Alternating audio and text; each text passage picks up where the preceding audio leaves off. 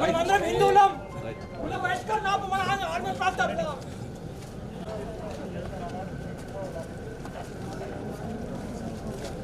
వచ్చిందాక ఇట్లా కూర్చుంటాం ఎంతసేపు అన్నా కానీ సార్ ఇప్పుడు కూడా పిలిపిమంటే 10,000 మందిని పిలుపుతాం సార్ ఫోన్లల్లో. మీరు ఇట్లా ఎందుకు చిన్న చిన్న చేయకూడదు. మాకు 1 మినిట్ మళ్ళీ పోయేటప్పుడు అని గౌరవనీయ సార్ మేమేం సార్ ఆర్ఓబీలు మొన్న పంట నష్టం పోతే ఇందూరు జిల్లాకు రూపాయి రాలేదు.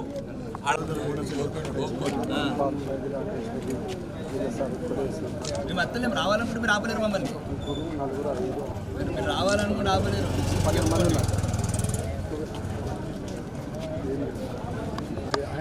రోడ్ల మీద రైతులు పడిగాపులు కాస్తున్నారు. చెప్పాలి కదా మేము. గౌరవనీయ ముఖ్యమంత్రి గారికి చెప్పకపోతే ఎవరికి చెప్తాము? ఆర్ఓబీలు కంప్లీట్ లేవు.